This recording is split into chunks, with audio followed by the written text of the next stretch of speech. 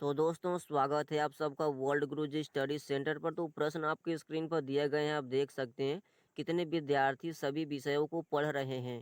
यहाँ पर आप देखेंगे तो यहाँ पर आपको दिया गया है हिंदी, उसके बाद दिया गया उर्दू, उसके बाद आपको दिया गया गणित।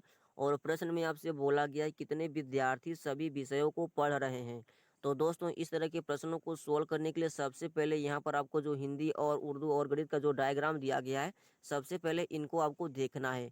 तो यहाँ पर आप देखेंगे तो यहाँ पर आपको जो दिया गया है हिंदी का, आप देखेंगे डायग्राम यहाँ से लेकर के यहाँ तक आपको दिया गया है हिंदी का डायग्राम।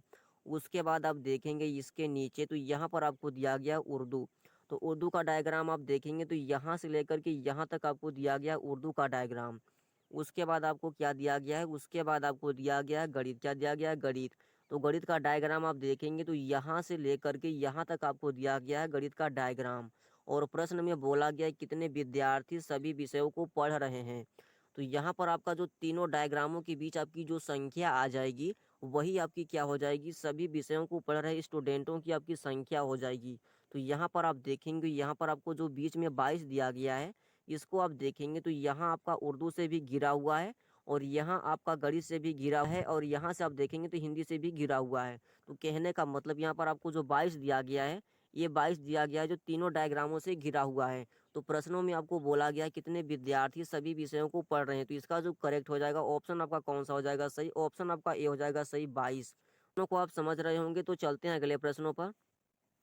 तो अगला प्रश्न आपकी स्क्रीन पर दिया गया, आप देख सकते हैं कितने विद्यार्थी हिंदी और उर्दू पढ़ रहे हैं। तो यहाँ पर दोस्तों आप देखेंगे तो सबसे पहले आपको दिया गया हिंदी, उसके बाद दिया गया उर्दू, उसके बाद आपको दिया गया गणित। और प्रश्न में बोला गया कितने विद्यार्थी हिंदी और उर्दू पढ़ रहे हैं। इससे पहले वाले दोस्तों प्रश्नों को आप देखेंगे तो उसमें आपको दिया गया था कितने विद्यार्थी सभी विषयों को पढ़ रहे हैं। लेकिन इसमें आपको क्या दिया गया, इसमें आपको दिया गया कितने विद्यार्थी हिंदी और उर्दू पढ़ रहे हैं। तो इस तरह के प्रश्नों को कुछ इस तरह से सोल्व करेंगे। सबसे पहले आप देखेंगे तो यहाँ पर आपको दिया गया है गणित, जो कि गणित से आपको कोई मतलब नहीं है। प्रश्न में आपको बोला गया है केवल हिंदी और उर्दू, यानी हिंदी और उर्दू पढ़ रहे स्टूडेंटों की संख्या आपको बताना है। तो यहाँ से लेकर के यहाँ तक आपका जो डायग्राम ये आपका गणित का हो गया, इससे आपको कोई मतलब नहीं है।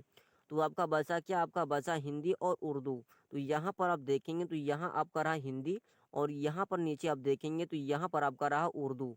इन दोनों के बीच आप देखेंगे कौन सी कॉमन संख्या है। तो यहाँ पर आप देखेंगे यहाँ पर यहाँ से लेकर के यहाँ तक हो गया हिंदी, और यहाँ से लेकर के यहाँ तक आपका हो गया उर्दू।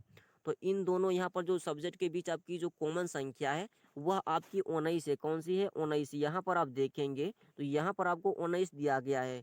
तो यही आपकी क्या हो जाएगी, हिंदी और उर्दू पढ़ रहे स्टूडेंटों की संख्या हो जाएगी। क्या हो जाएगी? हिंदी और उर्दू पढ़ रहे स्टूडेंटों की संख्या हो जाएगी। इसका जो करेक्ट हो जाएगा ऑप्शन आपका कौन सा हो जाएगा सही? ऑप्शन आपका बी हो जाएगा सही, 19। तो आशा ही दोस्तों कि आप प्रश्नों को समझ रहे होंगे। इसका जो करेक्ट हो जाएगा आपका 19 हो जाएगा। हिंदी और उर्दू पढ़ रहे स्टूडेंटों की जो संख्या हो जाएगी वह आपकी हो जाएगी 19। तो मिलते हैं नेक्स्ट वीडियो में, तब तक के लिए जय हिंद।